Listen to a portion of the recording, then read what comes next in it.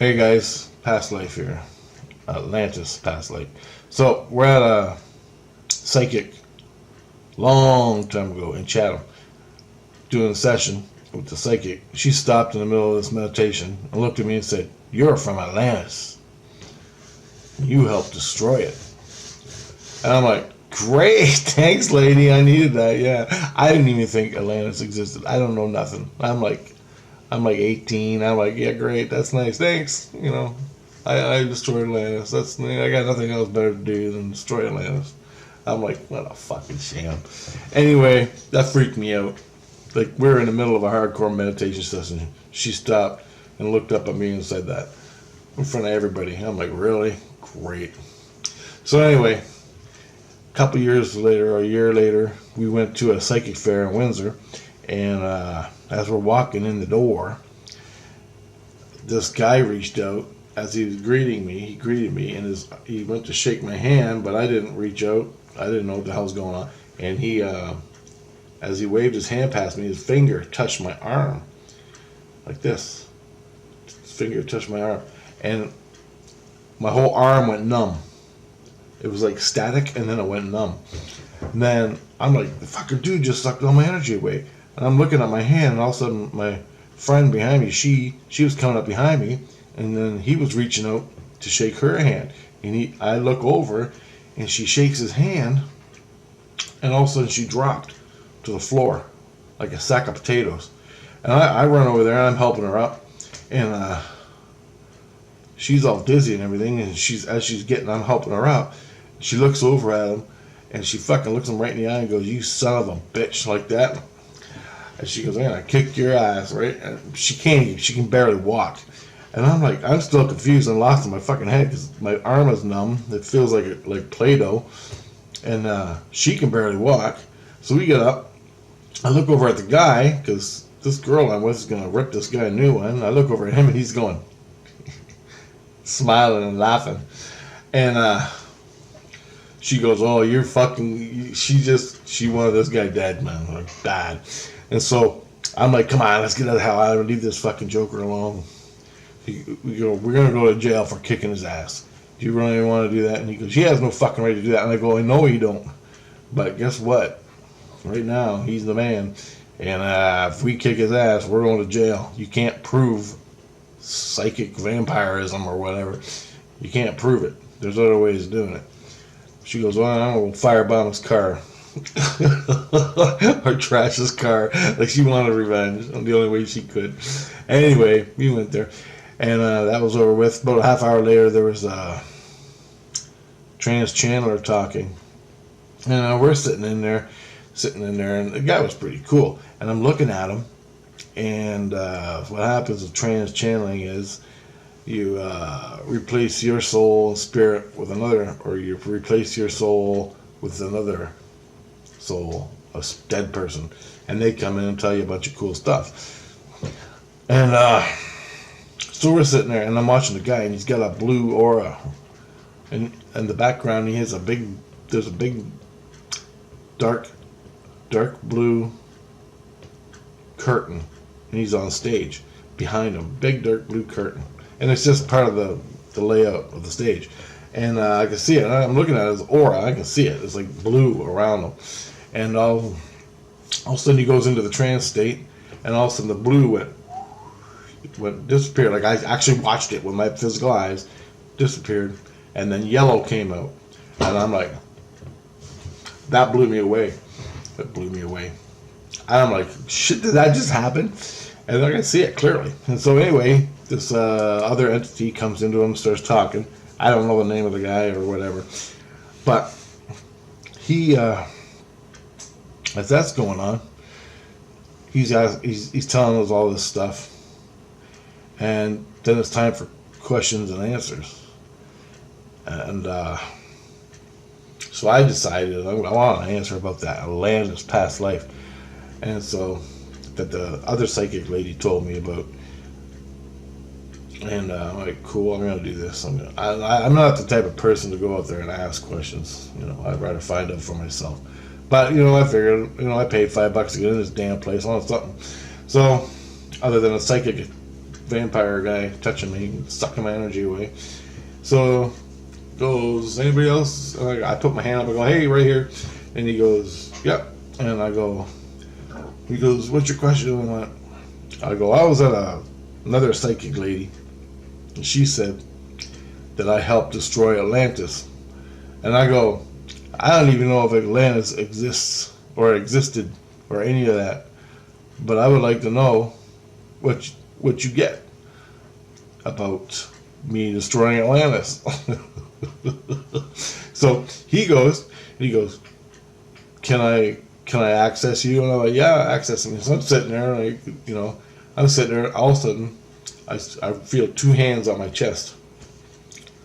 I feel two ghost hands on my chest, and then it reaches in and touches my inner light. And I'm like, then he goes, there's like 30 seconds, he's quiet, and I'm sitting there, and I'm freaking out because I just felt two hands after he said, can I have access to you? I'm like, yeah. I felt two hands on my chest. Then he comes back and he goes, you had 3 past lives in Atlantis. And in the 3rd past life, you and other scientists, you were a scientist and you were working with other scientists, and you helped destroy Atlantis.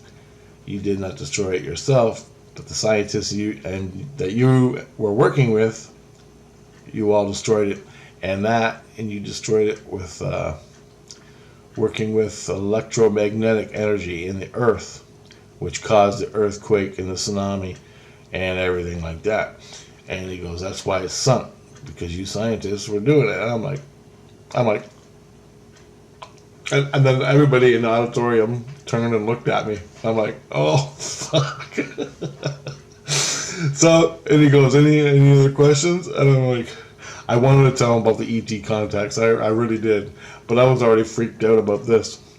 And I go, yeah, but forget it. It's all right. And he goes, don't worry about, and he's like, he stumbled a couple times. He goes, don't worry about the past life in Atlantis. You got a lot of other things to worry about. And I'm like, oh, I know. Anyway, and that was it. So I went home. And I think it was about a week later, I'm laying there thinking about Atlantis. And so the 2 psychics that said I was in Atlantis. And I couldn't figure it out. So I got this book from Grandma, and I'm reading it. It was Edgar Casey Atlantis. And I got really high off it, and the tingles and everything. I'm like, is this fucking real? How do I know if this is real or not, right?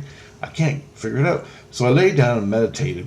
And I bought a book, How to Meditate and Reach Your Past Life. So I went out, I bought it, and I came back home, and I'm reading it. And so I decided, and it tells you how to walk through to get your past life. So what you do is, and the book said, lay down, meditate till you cross over, and then picture yourself at a cave. And then you walk in the cave, down the cave, and at the end of the cave there's a light. And he goes, on the way through the cave, feel the walls of the cave is rock, the moisture, the cold, everything, feel it. And say to yourself, I want to see my Atlantis past life, or whatever you want. Then you get to the light at the end of the tunnel, and you jump in. And so I'm like, hey, all right, so that's what I did. I'm standing there, and I jump in the light at the end of the cave tunnel, and boom, I'm standing on a street, and I describe it real fast. The street is huge. It's like a 4-lane road, but it's all marble blocks, black and white marble block type thing. Mostly there's black in it, but it's more marbly. And it's about 4 lanes, and it runs all the way down straight, perfectly straight to the horizon. And at the end of the street, which came to like the horizon, there was 2 pyramids. There's a big ass pyramid and a little pyramid. And the little pyramid was in front of the big pyramid. And the little pyramid had a little walkway at the top, almost at the top. It came out and went down like that, where people will come out on the pyramid. And right behind the pyramids and the road, the sun set. So the sun was setting right behind the pyramids. So I know it was to the west.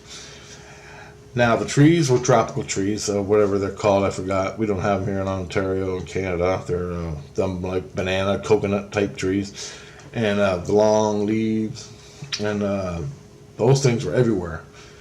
And so I knew it was down south, all right, like down south, and I'm facing west, and I'm looking, and then I'm going, and it's sunset. The sunset has just dropped behind the pyramids, and the sky is orange and red from the sunset, and blue over top of my head, and I'm like, wow, and I was really content, and I'm just looking, and there's people walking around, lots of people, and I noticed the people had different colored clothes.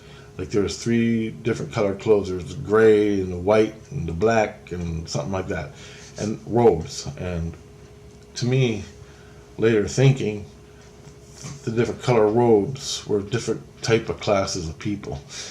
So they're all doing that, and there's goats and dogs and chickens running around all over the place. People carrying these big baskets, and there was white pillared buildings all the way down this road on either side.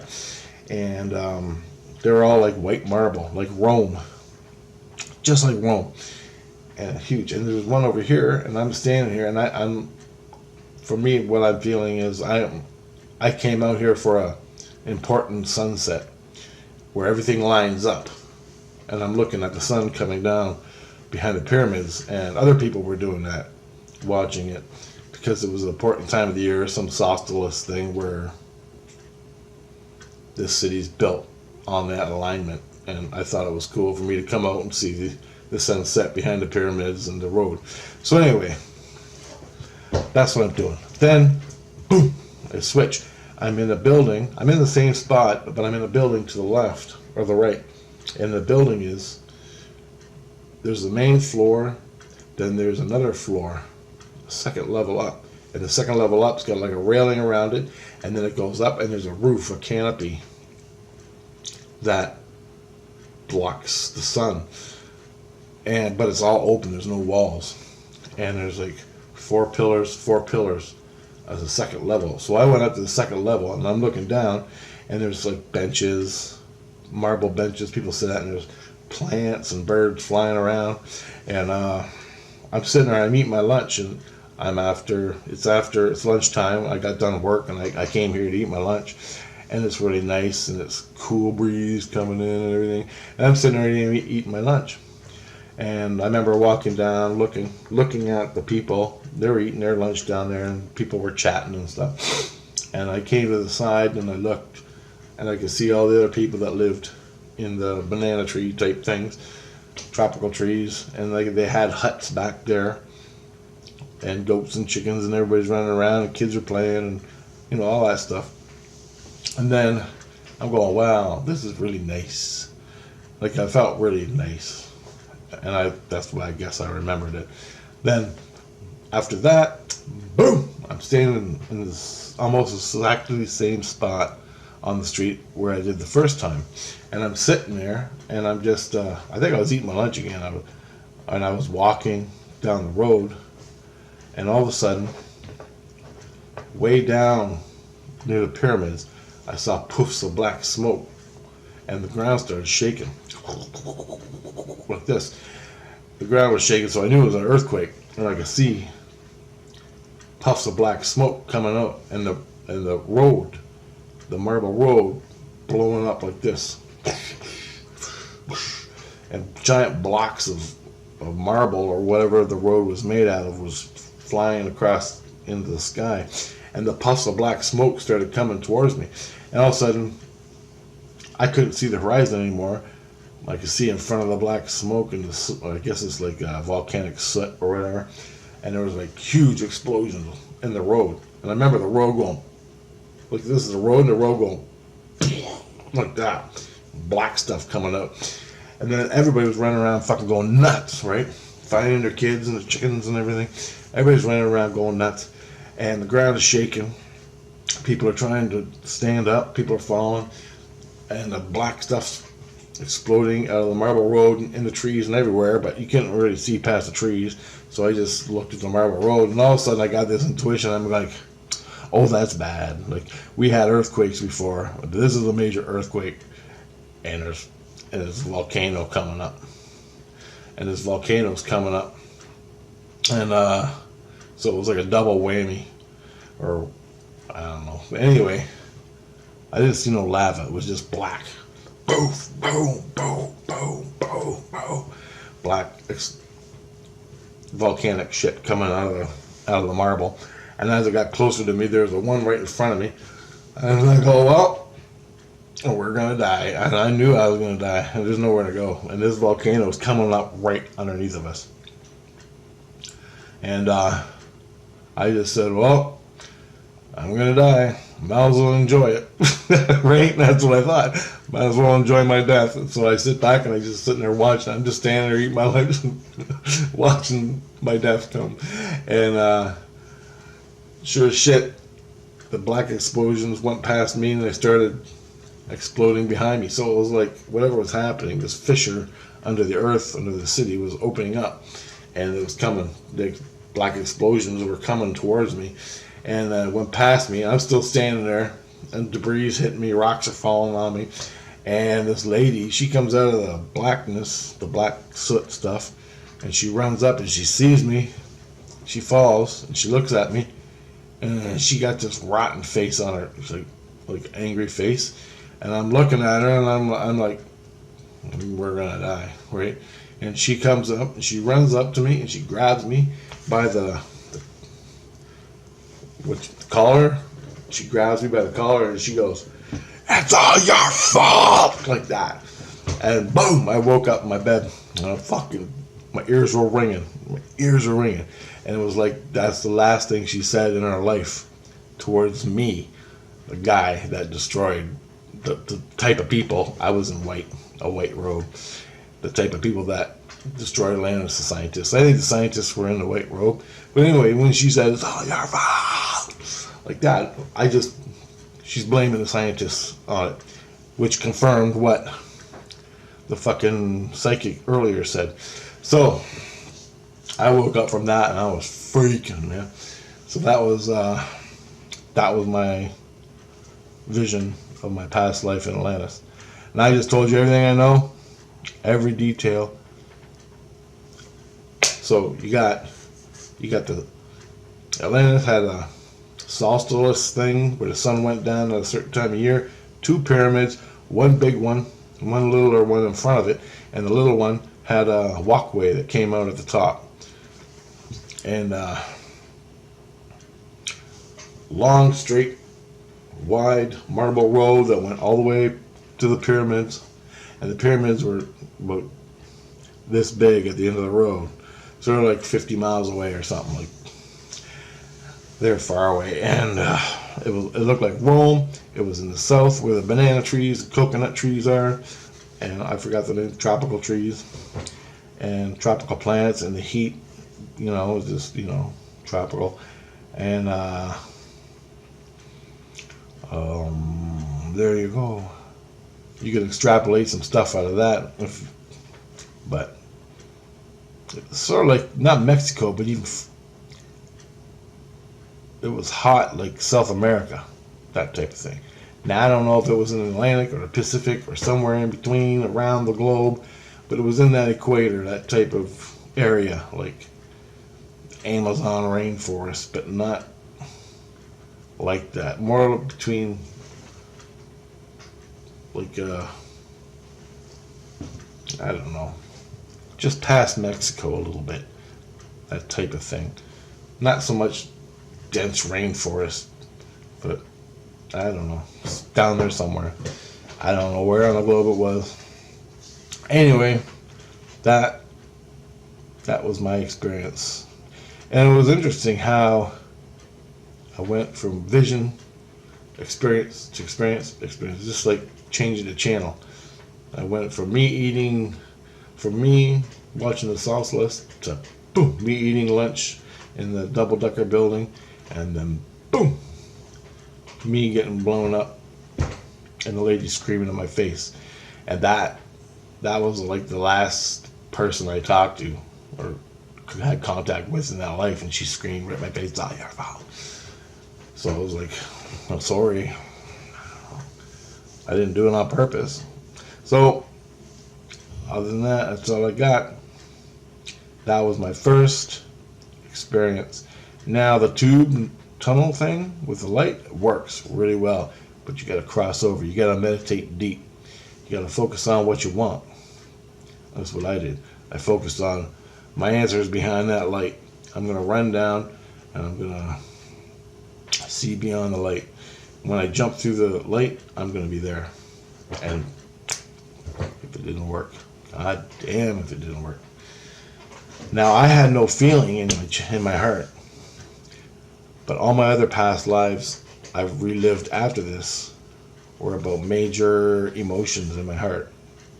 Like bubbles in my heart, and I couldn't break them, but they weren't mine. I mean, they were mine, but I had no recollection in this physical about them or how they came about. But why am I feeling this when I've never experienced it? Why are you feeling something constantly over days and days and days and weeks, and then it will go away, and then it will come back? Days and days will go by feeling it, and it will go by. And you'd always have this feeling, but you have no experiences for it. Okay? If you're a white guy from Norway, and all of a sudden you feel like you're in a black man culture in Africa, but you've never even been out of your own country, let alone your own city, why is that? And that persists. When you have something like that in your heart, it's time to meditate. And I'm going to tell you how to do it, how I've done it, okay? Because I've had a lot of past lives just like that. So I'm going to get done this one. My battery's already sucked dry. And past life Atlantis. I've got a whole bunch coming. And I've got 2 new ones I learned in the last 2 years. And I'm going to post those too. How it came about. Anyway. Okay. Later.